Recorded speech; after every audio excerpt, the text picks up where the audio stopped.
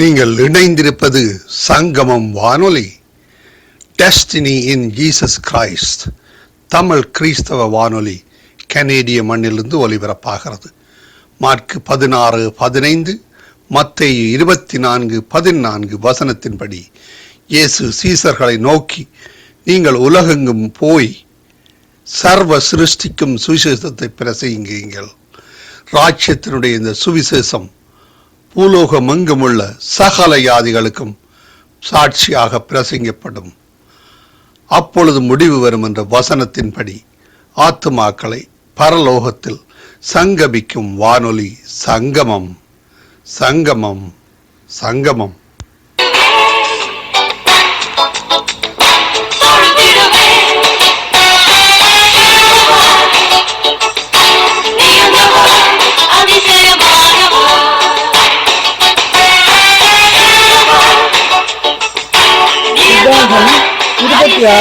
அதிகாரம். உன் தேவனாகிய கர்த்தர் உனக்கு சுதந்திரமாக கொடுக்கும் தேசத்தில் நீ போய் சேர்ந்து அதை கட்டிக்கொண்டு அதில் வாசம் பண்ணும் போது, உன் தேவனாகிய கர்த்தர் உனக்கு கொடுக்கும் உன் தேசத்தில் நீ பயிரிடும் நிலத்தின் கனிகளெல்லாம் முந்தின பலனை எடுத்து ஒரு கூடையிலே வைத்து, உன் தேவனாகிய கர்த்தர் தமது நாமம் விளங்கும்படி தெரிந்து கொண்டிருக்கும் ஸ்தானத்திற்கு போய் அந்நாட்களில் இருக்கும் ஆசாரியனிடத்தில் சென்று அவனை நோக்கி, கர்த்தர் எங்களுக்கு கொடுக்க நம்முடைய பிதாக்களுக்கு ஆணையிட்ட தேசத்தில் வந்து சேர்ந்தேன் என்று இன்று உம்முடைய தேவனாகிய கர்த்தருடைய சந்நிதியில் அறிக்கை இடுகிறேன் என்பாயாக. அப்பொழுது ஆசாரியன் அந்த கூடையை உன் கையிலிருந்து வாங்கி அதை உன் தேவனாகிய கர்த்தரின் பலிபீடத்திற்கு முன்பாக வைக்க கடவன்.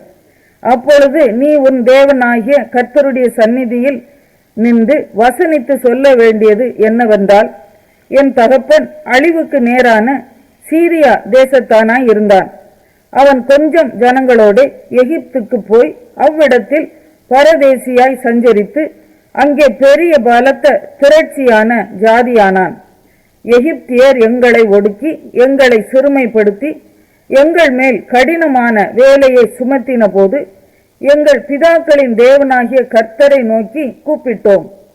கர்த்தர் எங்கள் சத்தத்தை கேட்டு எங்கள் சிறுமையையும் எங்கள் வருத்தத்தையும் எங்கள் ஒடுக்கத்தையும் பார்த்து எங்களை பலத்த கையினாலும் ஓங்கிய புயத்தினாலும் மகா பயங்கரங்களினாலும் அடையாளங்களினாலும் அற்புதங்களினாலும் எகிப்திலிருந்து புறப்பட பண்ணி எங்களை இவ்விடத்துக்கு அழைத்து வந்து பாலும் தேனும் ஓடுகிற தேசமாகிய இந்த தேசத்தை எங்களுக்கு கொடுத்தார்.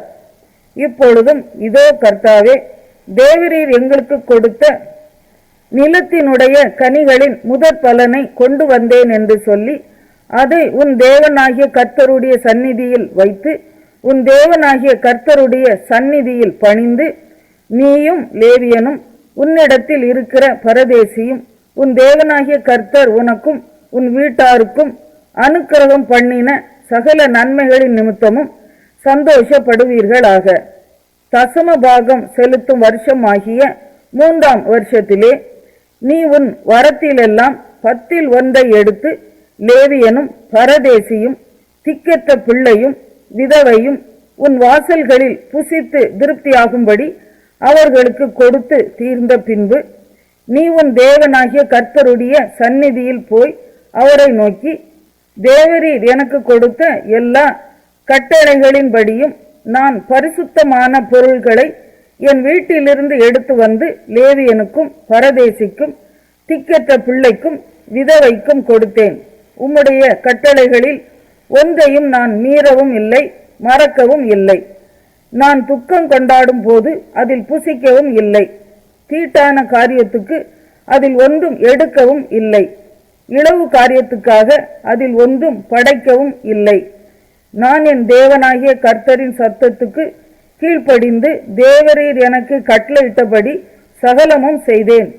நீர் உமது பரிசுத்த வாசஸ்தலமாகிய பரலோகத்திலிருந்து நோக்கி பார்த்து உமது ஜனங்களாகிய இஸ்ரவேலரையும் நீர் எங்கள் பிதாக்களுக்கு ஆணையிட்டபடியே எங்களுக்கு கொடுத்த பாலும் தேனும் ஓடுகிற தேசத்தையும் ஆசீர்வதியும் என்று சொல்வாயாக.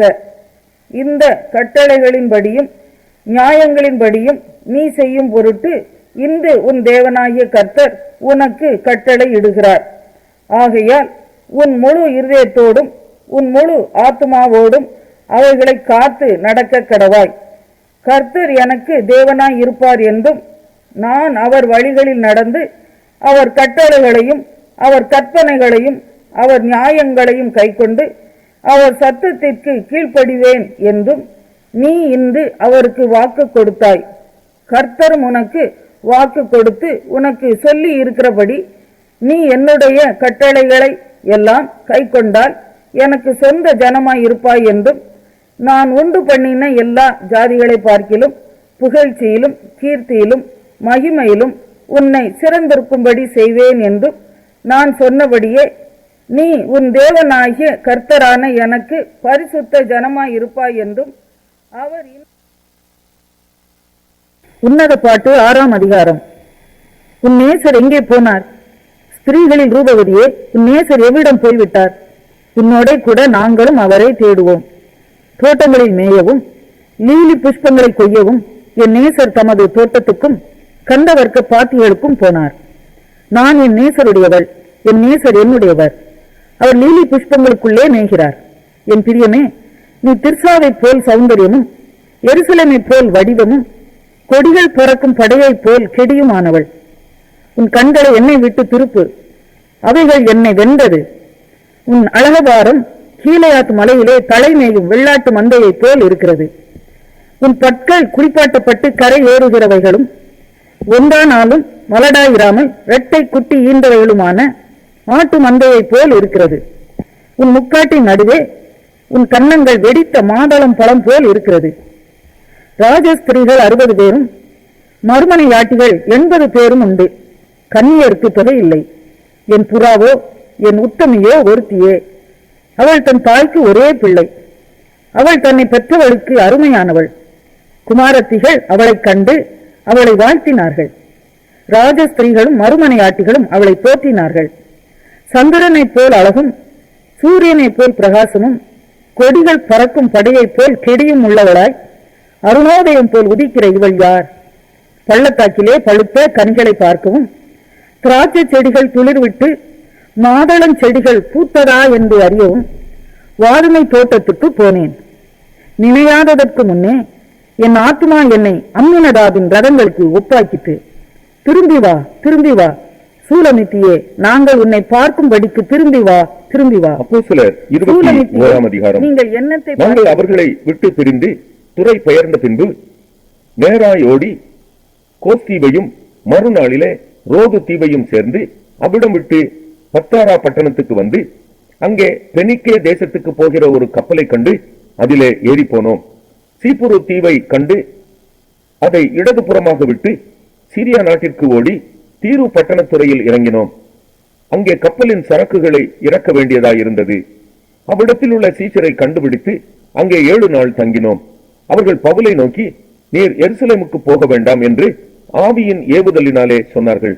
அந்த நாட்கள் நிறைவேறின பின்பு நாங்கள் புறப்பட்டு போகையில் அவர்கள் எல்லாரும் மனைவிகளோடும் பிள்ளைகளோடும் கூட பட்டணத்துக்கு புறம்பே எங்களை வழிவிட்டு அனுப்பும்படி வந்தார்கள்.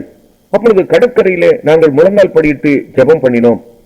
ஒருவரிடத்தில் ஒருவர் உத்தரவு பெற்றுக் கொண்ட பின்பு நாங்கள் கப்பல் ஏறினோம். அவர்கள் தங்கள் வீடுகளுக்கு திரும்பி போனார்கள். நாங்கள் கப்பல் யாத்திரையை முடித்து தீரு பட்டணத்தை விட்டு பித்தோலோமாய் பட்டணத்துக்கு வந்து சகோதரரை வினவி அவர்களிடத்தில் 1 நாள் தங்கினோம். மறுநாளிலே பவுலை சேர்ந்தவர்களாகிய நாங்கள் புறப்பட்டு செசரியா பட்டணத்துக்கு வந்து 7 பேரில் ஒருவனாகிய பிலிப்பென்னும் சுவிசேஷகனுடைய வீட்டிலே பிரவேசித்து அவனிடத்தில் தங்கினோம். தீர்க்க தரிசனம் சொல்லுகிற கன்னியாஸ்திரிகளாகிய 4 குமாரத்திகள் அவனுக்கு இருந்தார்கள். நாங்கள் அநேக நாள் அங்கே தங்கி இருக்கையில் அகபு என்னும் பெயர் கொண்ட ஒரு தீர்க்கதரிசி யூதேயாவிலிருந்து வந்தான். அவன் எங்களிடத்தில் வந்து பவுலினுடைய கச்சையை எடுத்து தன் கைகளையும் கால்களையும் கட்டிக்கொண்டு, இந்த கச்சையை உடையவனை எருசலேமில் உள்ள யூதர் இவ்விதமாய் கட்டி புறஜாதியார் கைகளில் ஒப்புக் கொடுப்பார்கள் என்று பரிசுத்த ஆவியானவர் சொல்லுகிறார் என்றான். இவைகளை நாங்கள் கேட்ட பொழுது எருசலேமுக்கு போக வேண்டாம் என்று நாங்களும் அவ்விடத்தாரும் அவனை வேண்டிக் கொண்டோம். அதற்கு பவுல், நீங்கள் அழுது என் இருதயத்தை ஏன் உடைந்து போக பண்ணுகிறீர்கள்?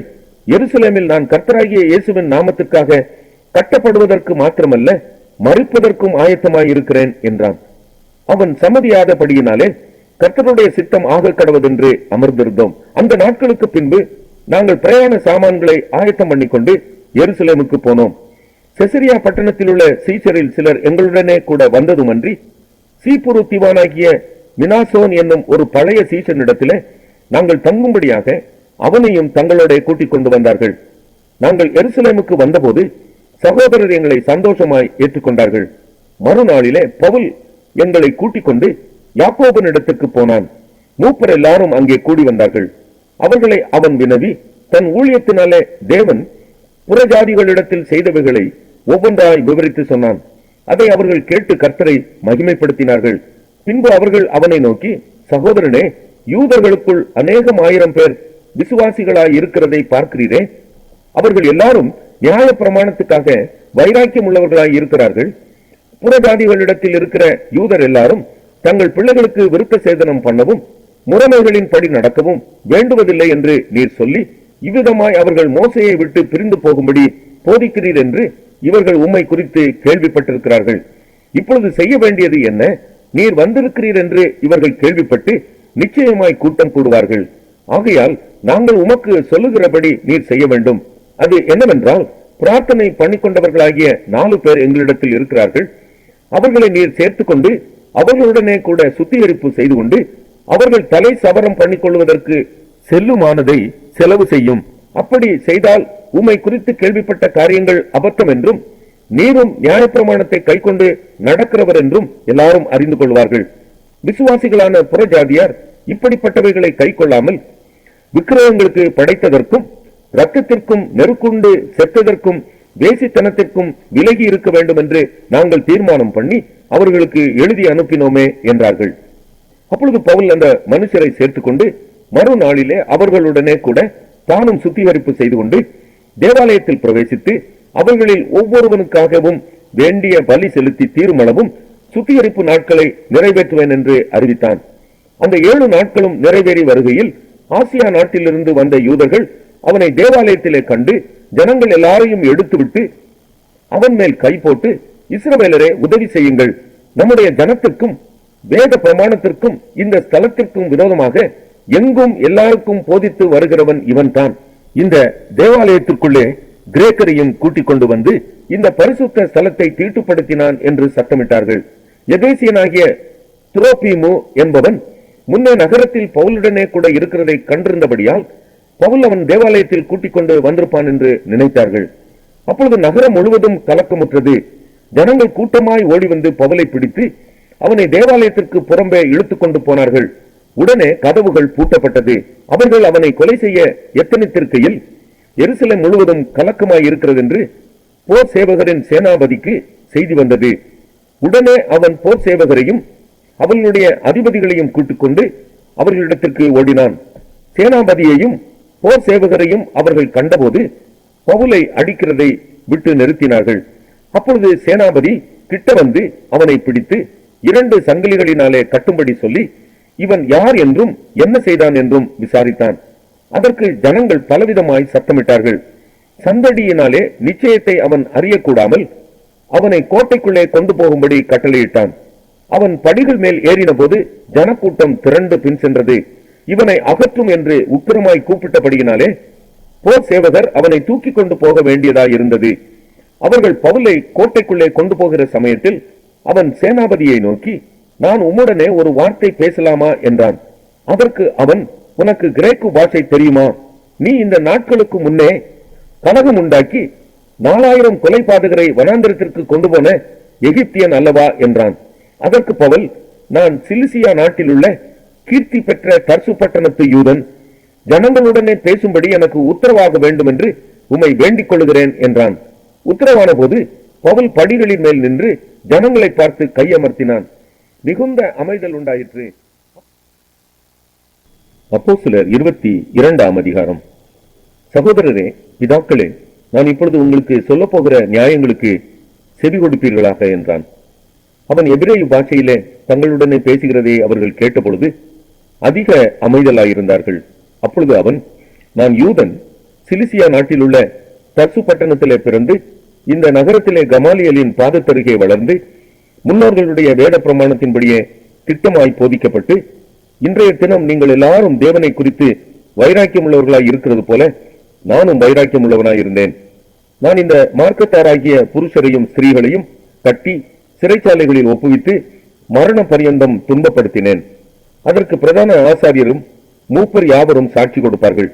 அவர்கள் கையிலே நான் சகோதரருக்கு நிருபங்களை வாங்கி கொண்டு தமஸ்குவில் இருக்கிறவர்களும் தண்டிக்கப்படும்படிக்கு அவர்களை கட்டி எருசலேமுக்கு கொண்டு வரும்படி அவ்விடத்திற்கு போனேன். அப்படி நான் பிரயாணப்பட்டு தமஸ்குவுக்கு சமீபமான போது மத்தியான வேளையிலே சடிதியாய் வானத்திலிருந்து பேரொளி உண்டாகி என்னை சுற்றி பிரகாசித்தது. நான் தரையிலே விழுந்தேன். அப்பொழுது சவுலே, சவுலே, நீ என்னை ஏன் துன்பப்படுத்துகிறாய் என்று என்னுடனே சொல்லுகிற ஒரு சத்தத்தை கேட்டேன்.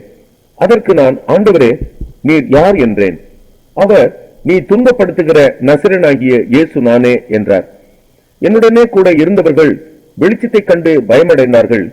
என்னுடனே பேசினவருடைய சத்தத்தையோ அவர்கள் கேட்கவில்லை. அப்பொழுது நான், ஆண்டவரே, நான் என்ன செய்ய வேண்டும் என்றேன். அதற்கு கர்த்தர், நீ எழுந்து தமஸ்குவுக்கு போ, நீ செய்யும்படி நியமிக்கப்பட்டதெல்லாம் அங்கே உனக்கு சொல்லப்படும் என்றார். அந்த ஒளியின் மகிமையினாலே நான் பார்வையற்று போனபடியினால் என்னோடு இருந்தவர்களால் கைலாக்கு கொடுத்து வழி நடத்தப்பட்டு தமஸ்குவுக்கு வந்தேன்.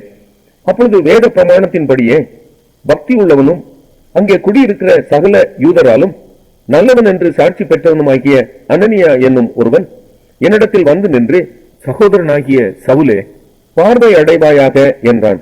அந்நேரமே நான் பார்வை அடைந்து அவனை ஏறிட்டு பார்த்தேன். அப்பொழுது அவன், நம்முடைய முன்னோர்களின் தேவனுடைய திருவுளத்தை அறியவும் நீதிபரரை தரிசிக்கவும் அவருடைய திருவாய் மொழியை கேட்கவும் அவர் உன்னை முன்னமே தெரிந்து கொண்டார். நீ கண்டவைகளையும் கேட்டவைகளையும் குறித்து சகல மனுஷருக்கு முன்பாக அவருக்கு சாட்சியாயிருப்பாய். இப்பொழுது நீ தாமதிக்கிறது என்ன? நீ எழுந்து கர்த்தருடைய நாமத்தை தொழுது கொண்டு ஞானஸ்நானம் பெற்று உன் பாவங்கள் போக கழுவப்படு என்றான். பின்பு நான் எருசலேமுக்கு திரும்பி வந்து தேவாலயத்திலே ஜெபம் பண்ணி கொண்டிருக்கையில் ஞான திருஷ்டி அடைந்து அவரை தரிசித்தேன். அவர் என்னை நோக்கி, நீ என்னை குறித்து சொல்லும் சாட்சியை இவர்கள் ஏற்றுக்கொள்ள மாட்டார்கள். ஆதலால் நீ தாமதம் பண்ணாமல் சீக்கிரமாய் எருசலேமை விட்டு புறப்பட்டு போ என்றார். அதற்கு நான், ஆண்டவரே, உம்மிடத்தில் விசுவாசமாய் இருக்கிறவர்களை நான் காவலில் வைத்து ஜெப ஆலயங்களிலே அடித்ததையும் உம்முடைய சாட்சியாகிய ஸ்தேவானுடைய ரத்தம் சிந்தப்படுகிற போது நானும் அருகே நின்று அவனை கொலை செய்வதற்கு சம்மதித்து அவனை கொலை செய்தவர்களின் வஸ்திரங்களை காத்துக் கொண்டிருந்ததையும் இவர்கள் அறிந்திருக்கிறார்களே என்றேன். அதற்கு அவர், நீ போ, நான் உன்னை தூரமாய் புறஜாதிகளிடத்திலே அனுப்புவேன் என்று சொன்னார் என்றான். இந்த வார்த்தை வரைக்கும் அவனுக்கு செவி கொடுத்தார்கள். பின்பு இப்படிப்பட்டவனை பூமியிலிருந்து அகற்ற வேண்டும், இவன் உயிரோடு இருக்கிறது நியாயமல்லவென்று மிகுந்த சத்தமிட்டு சொன்னார்கள். இவ்விதமாய் அவர்கள் கூக்குரலிட்டு தங்கள் மேல் வஸ்திரங்களை எரிந்துவிட்டு ஆகாயத்திலே புழுதியை தூற்றிக் கொண்டிருக்கையில் சேனாபதி அவனை கோட்டைக்குள்ளே கொண்டு வரும்படி கட்டளையிட்டு அவர்கள் அவனுக்கு விரோதமாய் இப்படி கூக்குரலிட்ட முகாந்திரத்தை அறியும்படிக்கு அவனை சவுக்கால் அடித்து விசாரிக்க சொன்னான்.